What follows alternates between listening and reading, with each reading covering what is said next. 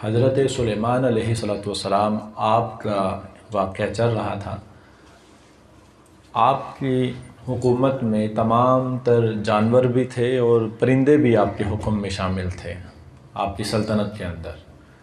ایک پرندہ جس کا قرآن کریم کے اندر بھی ذکر کیا گیا وہ ہے ہدہد۔ ہم اپنی زبان کے اندر اس کو جو لمبی چونچ والا ہوتا ہے اور سوراخ کرتا ہے درختوں کے اندر، ٹھک ٹھکا یا اس طرح کا کوئی لفظ ہے، تو ہدہد جو ہے یہ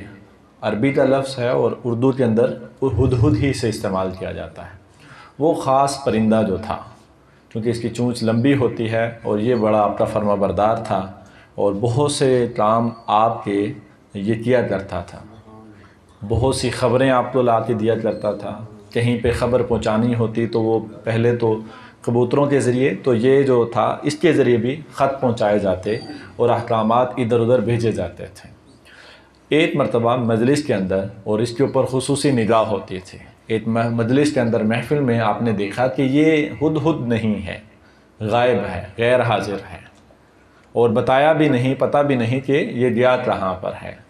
تو آپ نے حضرت سلیمان علیہ السلام نے کہا کہ میں کیا دیکھتا ہوں کہ ہدہد مجھے نظر نہیں آ رہا، قرآن کریم کے الفاظ، مجھے ہدہد نظر نہیں آ رہا،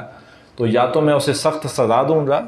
او لیاتینی بسلطان مبین، یا پھر یہ کہ کوئی میرے پاس معقول اور واضح دلیل لے کر آئے، وجہ معقول لے کر آئے کہ اس وجہ سے وہ غیر حاضر ہیں۔ خیر کچھ ہی دیر گزری کہ اتنے میں ہدہد آ گیا۔ جب وہ آیا تو آپ نے اس سے پوچھا تو کہاں تھا؟ تو اس نے پھر جواب میں کہا کہ میں آپ کے پاس ایک ایسی خبر لے کر آیا ہوں کہ جو آپ تک پہلے نہیں پہنچائی گئی ہے۔ تو آپ نے فرمایا کیا وہ خبر ہے؟ پھر اس نے کہا کہ ملک سبا میں، چونکہ آپ پرندوں کی بولیاں جانتے تھے اور پرندے سے بھی ایسے ہی بات کرتے جیسے پچھلے چونٹی کی آواز آپ نے 3 میل سے سن لی، تو یہ تو پھر سامنے تھا اور ہدہد۔ اس نے کہا کہ ملک سبا میں ایک عورت ہے، وہ عورت بادشاہ بنی ہوئی ہے، اور جو کچھ بادشاہوں کے پاس ہوتا ہے وہ سب کچھ اس کے پاس ہے، اور اس کی کیا نام ہے بڑی رعایا ہے، بڑا اس کا لمبا چوڑا تخت ہے اور بہت وسیع اس کا نظام ہے، اور اس کی جو قوم ہے وہ ستاروں کی پوجا کرتی ہے، وہ ستارہ پرست ہیں، مومن نہیں ہیں، ایمان والے نہیں ہیں۔ تو جس طرح اس کا ماحول ہے تو وہ تو سرکشی پر اتر آ سکتی ہے، اور آپ چونکہ بادشاہ بھی ہیں اور اللہ کے نبی بھی ہیں، تو ان تک آپ کے پیغام ابھی تک ایمان کا، اسلام کا پیغام نہیں آپ کا ان تک پہنچا ہوا، تو میں اس لیے وہ خبر لے کر آیا ہوں کہ ان تک آپ کی بات نہیں پہنچی ہوئی۔ آپ نے فرمایا ٹھیک ہے۔ آپ نے خط لکھا اور خط لکھنے کے بعد کہا کہ جاؤ اس کی جھولی میں ڈال دو۔ تو وہ خط لکھا اور وہ ہدہد جو ہے وہ لے گیا اور اوپر سے اس نے آپ کی جھولی کے اندر یہ خط ڈال دیا۔ اس نے جب خط پڑھا، اس ملکہ بلقیس نے، اس کا نام تھا بلقیس، تو ملک سبا و شہر کا نام، اس ملکہ نے جب وہ خط پڑھا تو اپنے حواریوں سے کہا کہ مجھے ایک خط ملا ہے، انہ من سلیمان انہ بسم اللہ الرحمن الرحیم اللہ تعالیٰ علیہ واتونی مسلمین۔ اس میں لکھا ہوا ہے کہ یہ اللہ کے نبی اور بادشاہ سلیمان کی طرف سے ہے، بے شک اللہ کے نام سے شروع جو بڑا مہربان نہایت رحم والا ہے، مجھ پر بلندی نہ چاہنا، مسلمان ہو کر میری بارگاہ میں حاضر ہو جاؤ، اسلام لے آؤ۔ یہ اس نے کہا کہ مجھے بادشاہ بھی ہیں اور نبی بھی ہیں، اسلام کی دعوت بھی دے رہے ہیں، اور دوسری طرف سے چونکہ وہ بادشاہ بھی ہیں تو وہ بہت طاقتور ہیں، تو اب بتائیں کیا کرنا چاہیے؟ حواریوں نے کہا کہ ہم بھی طاقتور ہیں، آپ ہمیں حکم دیں، ہم ان کے اوپر چڑھائی کر دیتے ہیں۔ تو یہ بڑی سیانی تھی، سمجھدار تھی، اس نے کہا کہ نہیں، کہ جب بادشاہ کسی شہر میں داخل ہوتے ہیں، ہم اگر جنگ کی تیاری کریں گے اور بادشاہ جب کسی شہر میں داخل ہوتے ہیں تو ان کے عزیزوں کو، ان کے محترموں کو، ان کے بڑوں لوگوں کو ذلیل کر دیتے ہیں اور شہر کو تہس نہس کر دیتے ہیں۔ سو ہم نے اپنا شہر برباد نہیں کرنا ہے، بات سننی چاہیے وہ کیا کہتے ہیں۔ تو پھر انہوں نے کہا کہ کیا کریں، آپ کیا چاہتی ہیں؟ تو اس نے کہا کہ میں کچھ تحفے، ہدایہ اور تحائف ان کی طرف بھیجتی ہوں، تو پہلے تو میں یہ دیکھتی ہوں کہ کیا واقعی وہ نبی ہیں یا نہیں ہیں۔ اگر تو وہ خالص بادشاہ ہوئے تو میرے وہ تحفوں کو قبول کر لیں گے اور خوش ہو جائیں گے، اور اگر اللہ کے نبی ہوئے تو وہ میرے تحفوں کو کبھی قبول نہیں کریں گے، وہ ٹھکرا دیں گے۔ تو اس نے 500 غلام، 500 لونڈیاں بہترین لباس کے اندر، اور ان کو سونا و جواہر کے ساتھ زیب تن کر کے، اور 500 سونے کی اینٹیں یہ تحفے کے طور پر اس نے بھیجے۔ تو حضرت سلیمان علیہ السلام کے پاس جب رشتہ قاصد پہنچا اور ساتھ میں یہ تحفے پہنچے تو آپ نے فوراً جلال میں فرمایا قال اتمدوننی بمال وما آتانی اللہ خیر مما آتاکم بل انتم بہدیتکم تفرحون ارجع الیہم فلناتینہم بجنود لا قبل لہم بہا ولنخرجنہم اذلۃ وہم صاغرون۔ آپ نے فرمایا کہ کیا تم مجھے مال کے ذریعے اس طرح ورغلانا چاہتے ہو؟ جو اللہ تعالیٰ نے مجھے دیا ہوا ہے وہ تم سے بہتر ہے اس سے کہ جو اللہ تعالیٰ نے تمہیں دیا ہے۔ میرے پاس سب کچھ ہے، مجھے اس مال کی ضرورت نہیں ہے، اب اپنے تحفوں کو لے جاؤ اور میری طرف سے انتظار کرو، پھر میں اپنا لشکر لے کر تم پر چڑھائی کرنے والا ہوں، اور میں تم پہ جو عزت دار ہوں گے ان کو پھر ذلیل کر دوں گا۔ میں سب کچھ، آپ نے فرمایا کہ میرے لشکر کا انتظار کرو، میں بڑا لشکر لے کر آنے والا ہوں۔ تو خیر جب واپس پہنچا، تحفے واپس پہنچے تو اس نے کہا کہ واقعی یہ اس بات کی تسلیم ہو گئی، تسلی ہو گئی کہ وہ اللہ کے نبی ہیں، خالص بادشاہ نہیں ہیں، نبی بھی ہیں۔ سو فوراً وہ اس نے کہا کہ اب مجھے ان کی بارگاہ میں جانا چاہیے۔ تو ادھر سے وہ مطیع اور فرما بردار ہونے کی صورت میں اس نے کہا کہ میں چلتی ہوں اور میں ان کی بارگاہ میں پہنچتی ہوں۔ تو یہی ہدہد سارا نظام دیکھ رہا تھا تو اس نے جا کے خبر پہنچا دی کہ ملکہ بلقیس جو ہے وہ آپ کی بارگاہ میں مسلمان ہو کر حاضر ہونے والی ہے۔ تو آپ نے فرمایا کہ اگر واقعی وہ حاضر ہونے والی ہے تو پھر میری خواہش ہے، آپ کی محفل میں جو تھے اس وقت آپ نے ان سے اپنی خواہش کا اظہار کیا، کیا؟ آپ نے فرمایا کہ اس کا جو تخت ہے جس پر وہ بیٹھتی ہے وہ تخت 40 ہاتھ چوڑا اور 80 ہاتھ لمبا تھا، یعنی لمبا چوڑا وہ تخت تھا اور ہیرے جواہرات کے ساتھ بڑا ہی مزین تھا، اور اس کے اوپر طرح طرح کی سجاوٹیں ہوئی تھی، بہت بڑا تخت جیسے بادشاہوں کا ہوتا، وہ بہت بڑا تخت تھا۔ آپ نے فرمایا کہ اس کے آنے سے پہلے مجھے اس کا تخت یہاں پر چاہیے، مجھے اس کا تخت یہاں پر چاہیے۔ تو پھر قال عفریت من الجن انا آتیک بہ قبل ان یرتد الیک طرفک،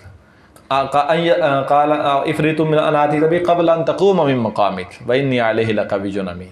ایک عفریت جن بولا، وہ کہنے لگا کہ میں لے کر آؤں گا۔ آپ نے پوچھا کتنی دیر میں؟ کہتا ہے کہ آپ کی یہ مجلس جو ہے یہ ختم ہونے سے پہلے، برخاست ہونے سے پہلے میں لے آؤں گا، آپ کا جو یہ پروگرام ہے اس سے ختم ہونے سے پہلے۔ تو آپ کو معلوم ہے کہ پروگرام بہت لمبا تو نہیں ہوتا، مجلس لمبی تو نہیں ہوتی، تھوڑی دیر کی ہوتی ہے، چند گھنٹوں کی ہوگی، اس کے بعد ختم ہو جائے گی۔ تو وہ کہتا ہے کہ میں انی علیہ لقوی امین، میں طاقتور بھی ہوں اور امانت دار بھی ہوں، اس تخت میں سے کچھ چراؤں گا بھی نہیں اور طاقت کے ساتھ لے کر آؤں گا، اور آپ کے یعنی 2-4 گھنٹوں کے اندر لے کر آ جاؤں گا مجلس ختم ہونے سے پہلے۔ آپ نے فرمایا نہیں، مجھے اس سے بھی پہلے چاہیے، مجھے اس سے بھی پہلے چاہیے۔ تو پھر قال الذی عنده علم من الکتاب انا آتیک بہ قبل ان یرتد الیک طرفک۔ پھر وہ بولے کہ جن کے پاس کتاب کا علم تھا، وہ صاحب کتاب بولے، وہ صاحب علم کتاب بولے، جو علوم کتاب سے واقف تھے، وہ بولے اور دعویٰ کیا کیا؟ انا آتیک بہ قبل ان یرتد الیک طرفک، حضور میں لے کر آؤں گا۔ پوچھا کتنی دیر میں؟ تو کہنے لگے حضور آپ اپنی آنکھ جھپکیں، آپ کی پلک جھپکنے سے بھی پہلے وہ تخت بلقیس آپ کی بارگاہ میں حاضر ہو، آپ کی آنکھ جھپکنے سے پہلے۔ کہا جاتا ہے کہ 2 مہینے کی مسافت تھی ملک سبا کی، یہاں سے جہاں پہ آپ تھے مصر کے اندر، تو 2 مہینے کی مسافت کا سفر، اتنے بڑے تخت کو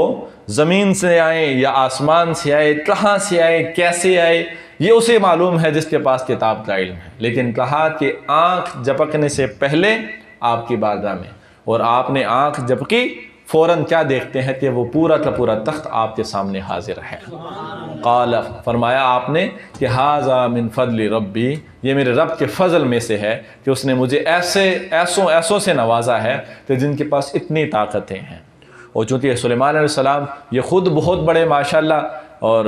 صاحب کرامات اور صاحب معجزات تھے، لیکن آپ کی جو امت کا جو ولی تھا اس کی یہ کرامت قرآن کریم کے اندر بڑا موضوع بنا اس کا، اور بڑے تفصیل کے ساتھ بیان کیا جائے، یعنی پورے واقعے کا جو ہے وہ خلاصہ اور پورے واقعے کا جو عنوان اور موضوع تھا وہ یہی 2 آیتیں مبارکہ کہ ایسے ایسے بندے بھی میری قدرت کے اندر ہیں۔ پھر اس کے بعد وہ خیر آگے سارا واقعہ ہے کہ جب وہ بلقیس آتی ہے یہاں پر، وہ سب سے پہلے تو یہی چیز دیکھتی ہے کہ اس کا تخت یہاں پر موجود ہے، تو وہ اسی چیز کو دیکھ کر وہ ایمان لے آتی ہے، فوراً ایمان لے آتی ہے اور مطیع اور فرما بردار ہو کر آپ کی غلامی کے اندر شامل ہو جاتی ہے، اور خود کو بھی اپنی رعایت کو سمیت آپ کی بارگاہ میں آ جاتی ہے۔ آپ نے اسے اسلام کی دعوت دی، اسلام قبول کرنے کے بعد پھر وہ آپ کے نکاح میں آ جاتی ہے اور وہیں پہ رہنا شروع کر دیتی ہے۔ تو پورے اس مضمون کے اندر جو ہمیں ایک درس ملتا ہے وہ کیا کہ اللہ تبارک و تعالیٰ کے ایسے ایسے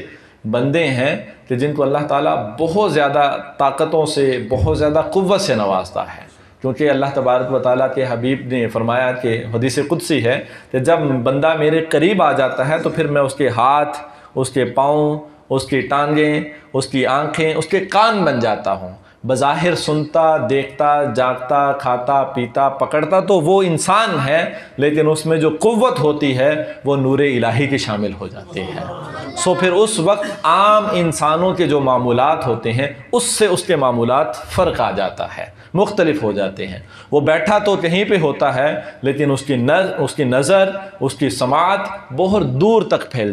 چکی ہوتی ہے۔ یہی ہے نا کہ حضرت عمر فاروق رضی اللہ تعالیٰ عنہ آپ مسجد نبوی کے اندر مدینہ شریف میں آپ خطبہ ارشاد فرما رہے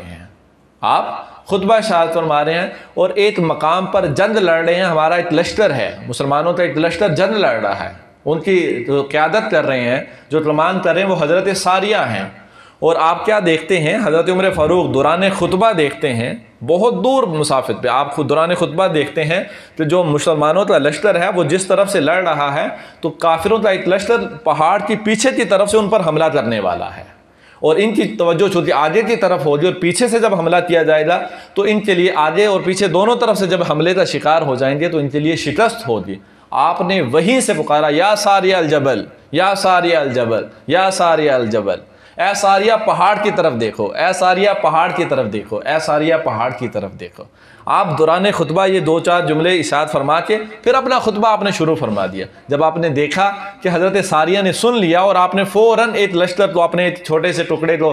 کہا کہ فوراً پہاڑ کی طرف چلے جاؤ، اگر وہاں سے کوئی حملہ کرے تو اس کو روک لینا۔ فوراً آپ کی توجہ جو ہے اس طرف ڈالی، جیسے ہی آپ کے الفاظ کے ذریعے ہو یا جیسے بھی روحانی طور پر ہو، یہ اب وہی جانے کہ وہ کس طرح انہوں نے الفاظ پہنچائے، کس طرح انہوں نے اپنی بات کو آگے پہنچایا، اور یہ میرا رب جانے کہ وہ کیا طریقہ ہے۔ جب اللہ تبارک و تعالیٰ اپنے بندوں کے ہاتھ، پاؤں، کان بن جاتا ہے تو وہ پھر ان کے لیے فاصلے ختم کر دیتا ہے۔ پھر حضرت عمر فاروق یہاں سے بولیں گے، جناب ساریہ وہاں پہ سن لیں گے، جیسے بھی وہ سنے ہوئے ان کا کام ہے، وہ سن کے فوراً اپنے لشکر کو حکم دیتے ہیں کہ جاؤ پہاڑ کی طرف، پہاڑ کی طرف سے جو ہے وہ حملے کو روک کے رکھنا ہے۔ ایک جو ہے وہ گروہ وہاں حملے کے پہاڑ کی طرف جاتا ہے، اور وہاں پر جو لشکر حملہ آور ہو رہا ہوتا ہے اس کو زد و کوب کرتے ہیں، اور اس جنگ کے اندر حضرت ساریہ کو فتح حاصل ہوتی ہے۔ اور یہ فتح کیوں حاصل ہوتی ہے؟ کیونکہ پیچھے جو قائد بیٹھا ہوا ہے، جو لیڈر بیٹھا ہوا ہے، وہ صاحب نظر بیٹھا ہوا ہے، وہ بہت کرامت والا ہے، وہ آقا علیہ السلام کے خاص غلاموں میں سے ایک ہے۔